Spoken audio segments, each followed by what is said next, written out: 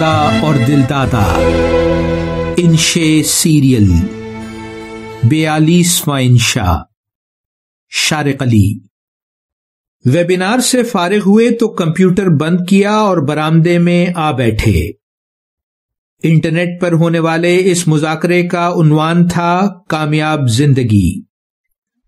موسم خوشگوار تھا اور سامنے لان میں رنگ رنگ پھول کھلے ہوئے، لیکن ذہن سوالوں سے پر۔ سب اطمینان سے بیٹھ گئے تو میں نے بحث میں استعمال ہوئے لمبے سے لفظ کا مطلب پوچھا۔ یہ صاحب علم و آگہی کیا ہوتا ہے دادا جی؟ مسکرا کر بولے، ہمارے وقتوں کی مشکل اردو ہے یہ۔ تم آسان زبان میں اسے دانشمند کہہ لو یا صرف دانا۔ دانا شخص کی پہچان کیا ہے دادا جی؟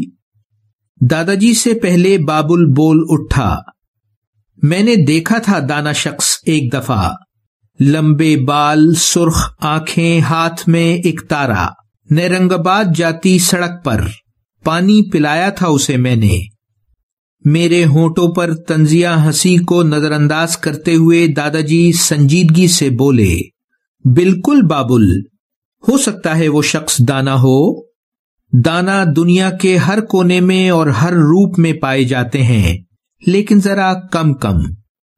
ممکن ہے تم اسے نیپال کی ترائی میں بکریاں چراتا دیکھو، یا شنگھائی کے اسکول میں بچوں کو پڑھاتا، یا سلیکون ویلی میں میلی جینز پہنے کمپیوٹر کے سامنے، یا کسی آفس میں سوٹڈ بوٹڈ میٹنگ میں مصروف۔ کچھ اور بتائیے دانا کے بارے میں۔ میرا تجسس بڑھا۔ دادا جی بولے، کسی بھی ماحول اور معاشرت میں فکری لحاظ سے آزاد انسان کو ہم دانا کہتے ہیں۔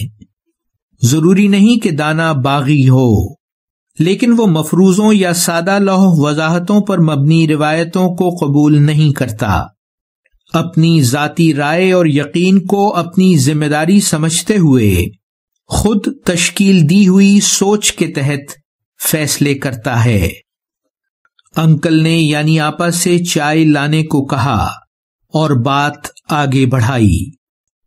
دانا خود اپنے آپ سے اور ارد گرد کے حالات سے بخوبی واقف ہوتا ہے، نت نئی باتیں سیکھنے کا شوقین، بدلتی ہوئی صورتحال کے مطابق خود کو ڈھالنے کی صلاحیت سے لیس۔ یعنی آپا انکل اور دادا جی کو چائے دے چکی تو بولی، مجھے اپنے ایک دانا استاد یاد آ رہے ہیں۔ کوئی مشکل یا بحران ہوتا تو بھی وہ پرسکون رہتے تھے، حالات سے بے حسی برتتے ہوئے نہیں، بلکہ پوری حساسیت کے ساتھ اور مشکل پر حاوی ہونے کی تدبیر کرتے ہوئے۔ وہ بہت خوش اخلاق اور محبت کرنے والے تھے۔ زندگی میں بھرپور شراکت داری کا جذبہ اور جوش تھا ان میں۔ دادا جی بولے، دانا لوگ تسلیم کرتے ہیں کہ ہم انسانوں کو تمام سوالوں کے جواب میسر نہیں، لیکن جو سچائی ہمارے سامنے ہے اسے درست پس منظر میں بلا جھجک قبول کرنا ضروری ہے۔ عموماً وہ تخلیقی رجحان رکھتے ہیں، لکھنا، تصویر بنانا یا موسیقی تخلیق کرنا، یا صرف زندگی گزارنے کے عمل میں نئی راہیں تلاش کرنا۔ گفتگو ہو یا رویہ، یہ تازگی، یہ نیاپن ان کے یہاں صاف نظر آتا ہے۔ زندگی میں معنویت کی تلاش ان کے لیے اہم ہوتی ہے۔ یعنی آپا گفتگو سمیٹتے ہوئے بولی، دانا شخص جس نے اخلاقی اصولوں کو مضبوطی سے تھام رکھا ہو، زندگی کے تمام راستوں پر سے پر اعتماد گزر سکتا ہے۔